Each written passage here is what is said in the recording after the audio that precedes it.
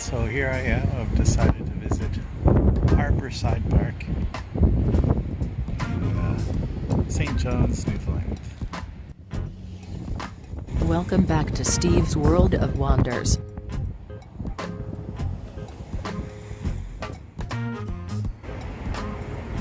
Harbourside Park, heart of our history. For over 500 years, Harbourside Park site and vicinity was the location for an astonishing number of Newfoundland's very important historic events. You stand on what is probably the most history-rich place in Newfoundland. In 1497, John Cabot discovered Newfoundland and named St. John's the oldest port in Canada. St. John's was visited by Jasper and Miguel Corte Real from Portugal in 1502. 1690s, Lower Path, Water Street, and its merchants east and west of here became Newfoundland's oldest street and commercial district. 1924, Newfoundland's National War Memorial was built here, one of the world's most magnificent war monuments, occupying what had been Haymarket Square.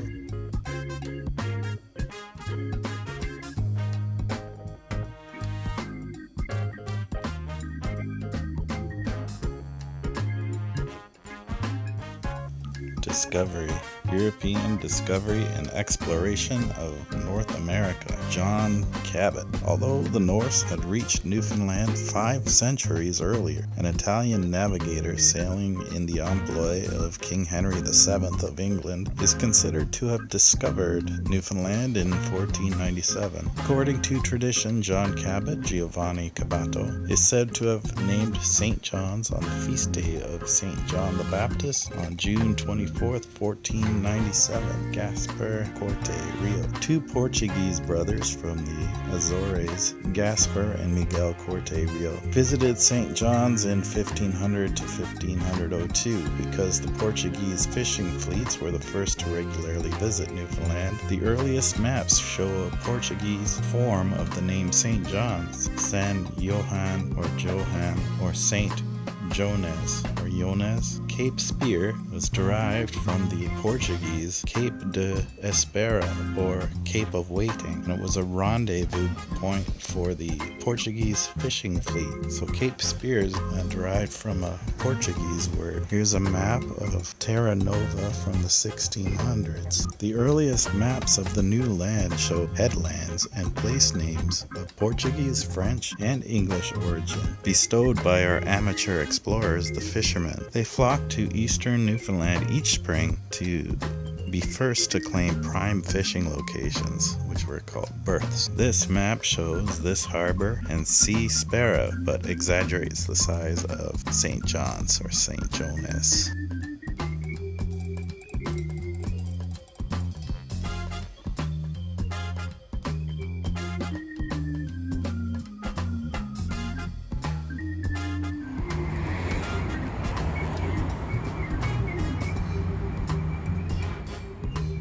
Settlement and growth. Our native peoples were in Newfoundland as long ago as 4000 BC. In 1000 AD, the Norse, who settled for a short time at Lance Meadows in northern Newfoundland, were our earliest European settlers. This history board refers mainly to the settlement and growth of St. John's by European settlers of the 1600s to the 1800s. Early fishing settlement activities. The Newfoundland fishery of the early 1500s was seasonal from April to September, carried out by crews from England, Portugal, and France. The favored harbors were those closest to Europe, with supplies of fresh water and beaches for the drying of fish. A supply of wood was needed for wharves, fish flakes, cooking, and rough shelter, often roofed with sails. The earliest indications of houses and overwintering at St. John's are from the early 1600s.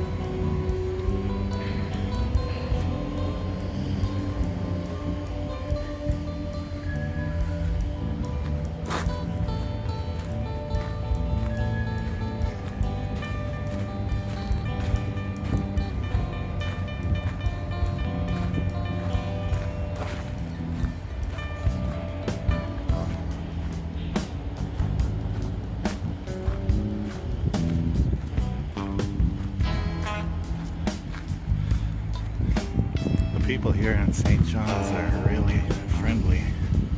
And a taxi driver this morning was giving me some history. I wish I had recorded them, but you never know when to bring out your recorder or if people are comfortable with a camera in their face. Look at this guy.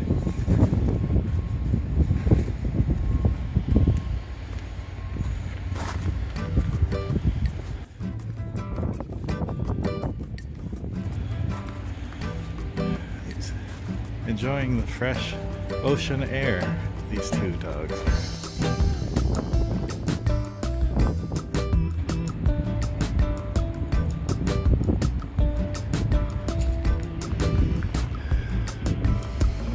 That was a Labrador retriever. Fortunate Newfoundland and Labrador. No province or state in North America has had the good fortune of our province, Newfoundland, to be the home of two world-famous, immensely popular, extremely friendly companion dogs. These statues of our Newfoundland and Labrador dogs have been created and placed here for the pleasure of our people and our visitors, some of whom may not have viewed these splendid animals before.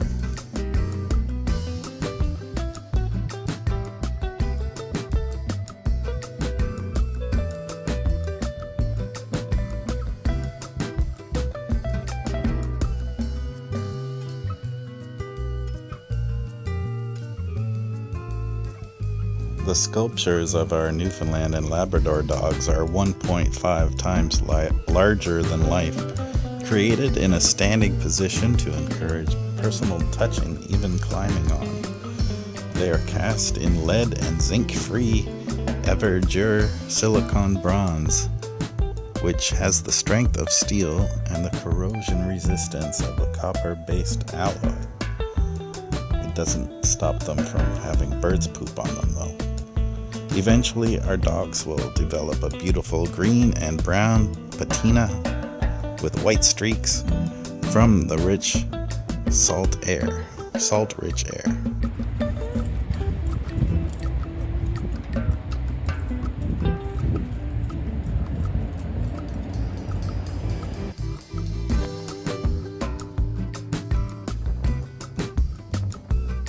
A nice spot to get a good view of the ships out here.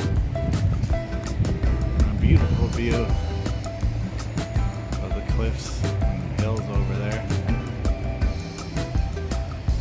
It's a foggy, cold day in St. John's, and that is huge.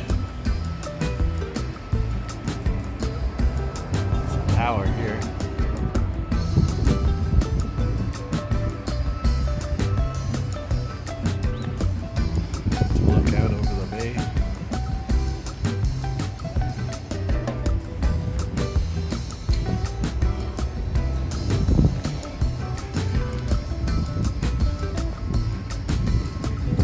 Well, I'm off to my next spot, so I'll say goodbye to these puppies here.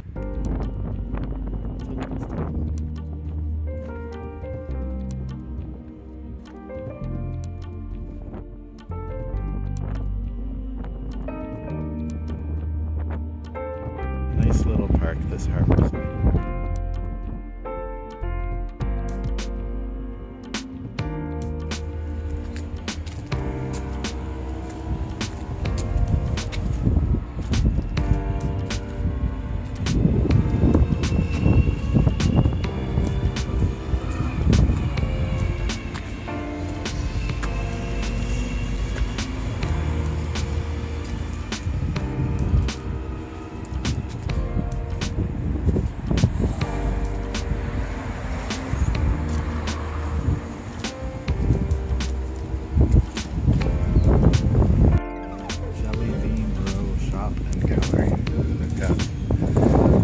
Pictured in their window is a bunch of those jelly bean row houses. All kinds of related souvenirs.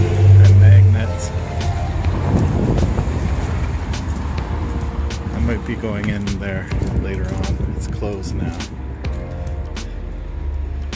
Opens at 11. Oh no, this is a different store. The Jelly Bean one opens at 10:30.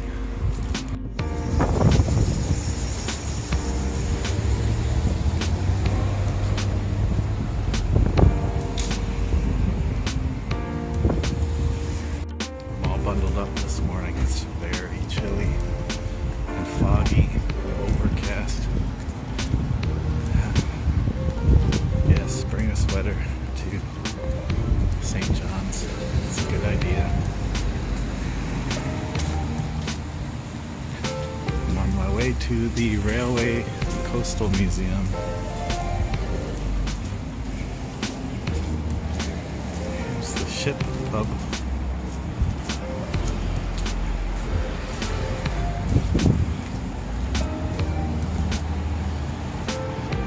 Interesting little alleyway down here.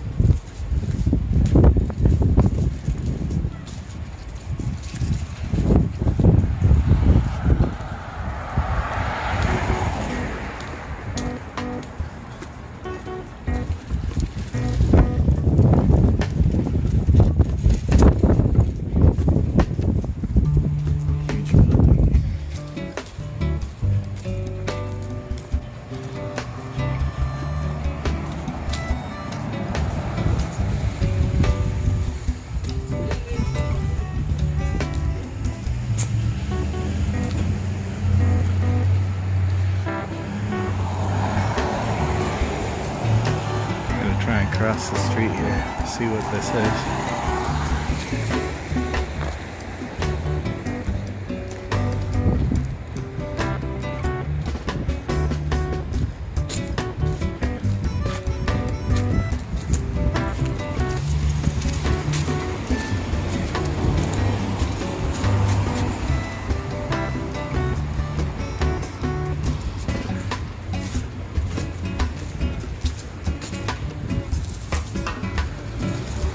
That's the Anglican Cathedral, I think. Doesn't look like a cathedral from this angle.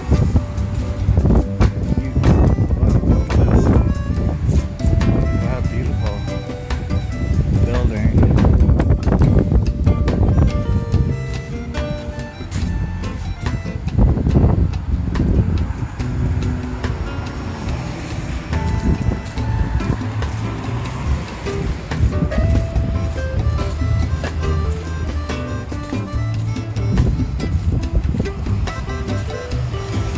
Certainly is a beautiful city.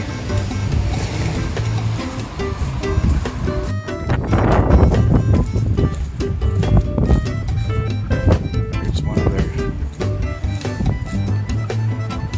local favorite pubs here in Duckworth. A sign for it anyway. Let's go down here maybe. I need to get to back to Water Street.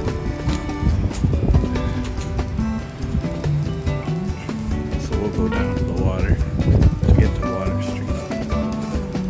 Here's the big of Duckworth. I might go in there for some fish and chips later, or maybe some other spot. There's some shops down here that I want to see.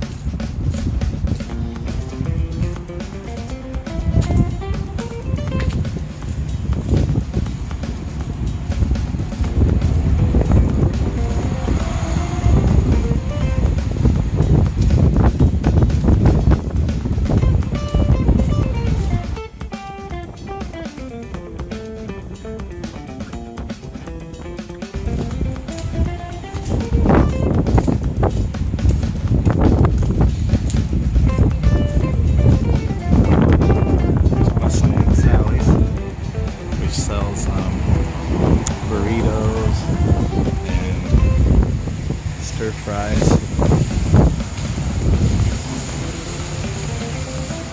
You should check out Bee's Knees if any of these are open yet. Coffee and games right here. Play board games while you drink your coffee. There's a truck backing up here. That's what the sound is.